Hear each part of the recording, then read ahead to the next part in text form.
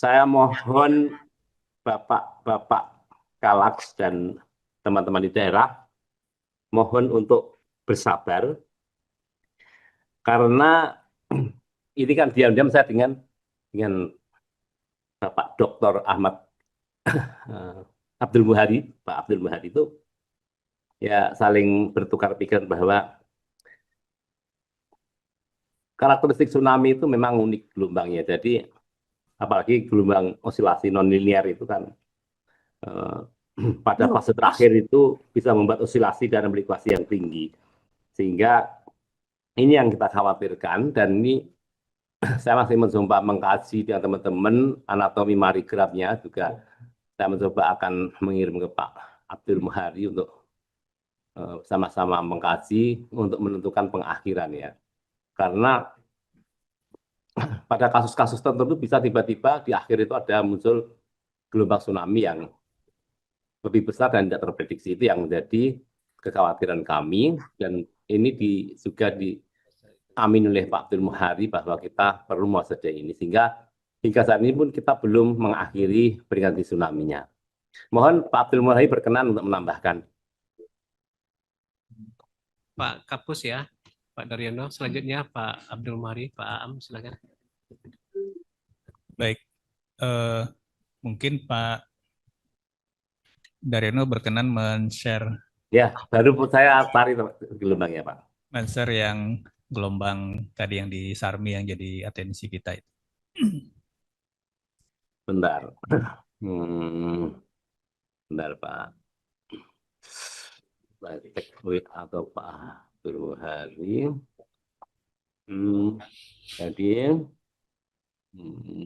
polanya seperti ini, saya copy dulu karena memang Bapak Ibu tampaknya memang harus mendapatkan tambahan kuliah gratis nih dari Pak Abdul Muhari ini.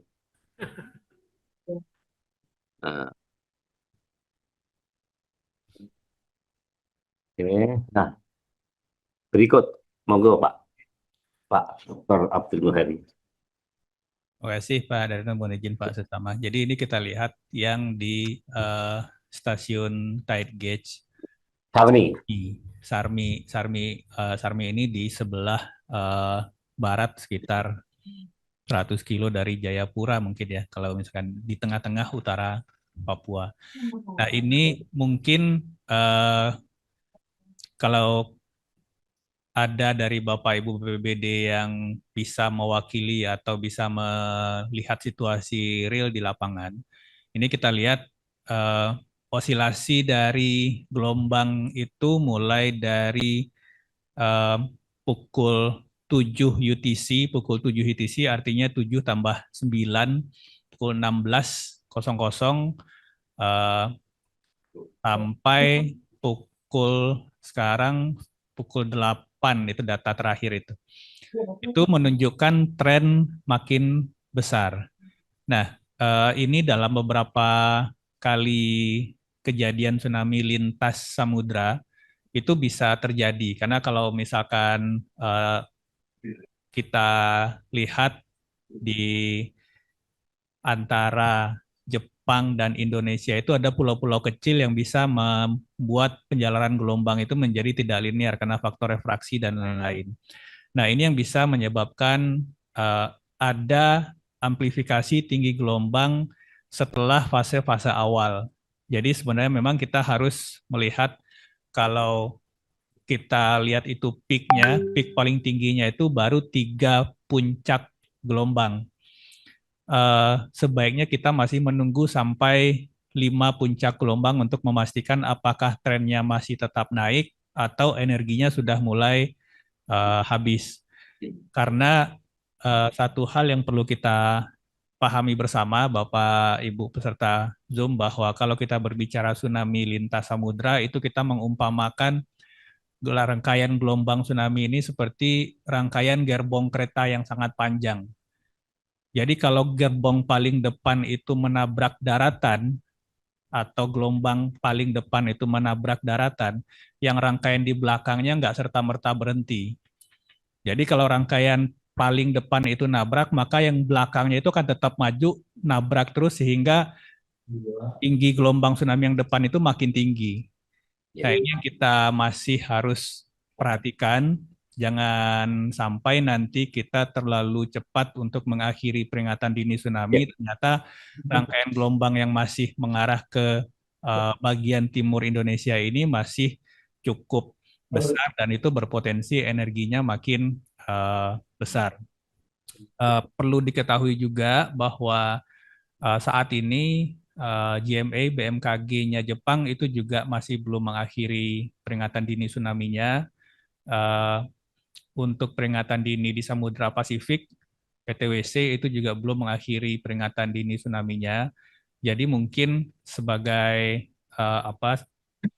langkah kehati-hatian dari kita, sekiranya ada dari Bapak Ibu BPBD yang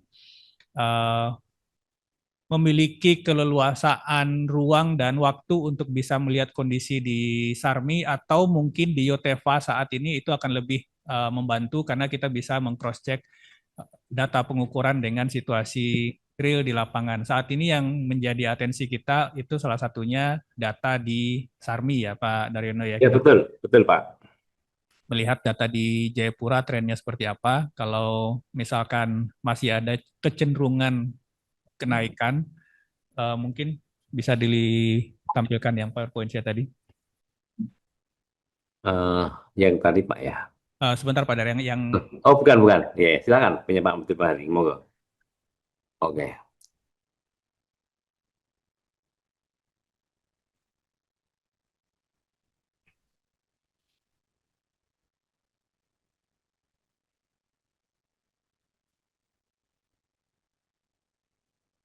di slide ke-6.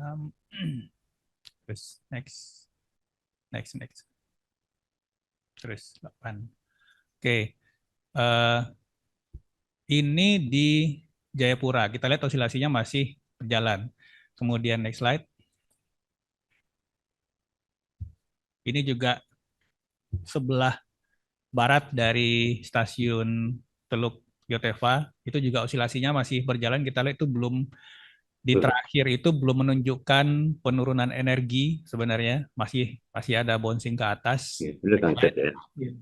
Nah, ini juga kenaikan ini wavefront-nya sebenarnya. Jadi rangkaian gelombang itu baru baru sampai di sebelum pukul 06.40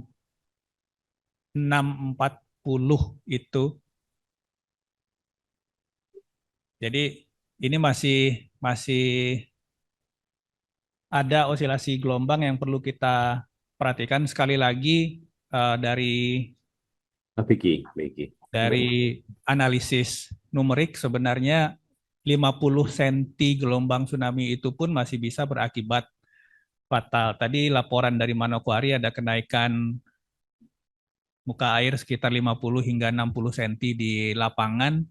Ini indikasi sebenarnya bahwa kita harapkan kawasan pantai masih tetap steril dulu untuk sementara sampai nanti kita lihat Bapak Ibu lihat yang gelombang yang naik itu sudah mulai turun. Itu artinya energinya sudah mulai meluruh. Nah, kalau energinya sudah mulai meluruh, baru itu kita bisa nyatakan bahwa situasi sudah mulai aman untuk masyarakat kembali ke rumah masing-masing, atau bisa bagi mereka yang memang berdiam di kawasan sekitar pesisir sudah aman untuk bisa kembali ke rumah masing-masing. Demikian Pak Sestama, Pak Daryono. Terima kasih.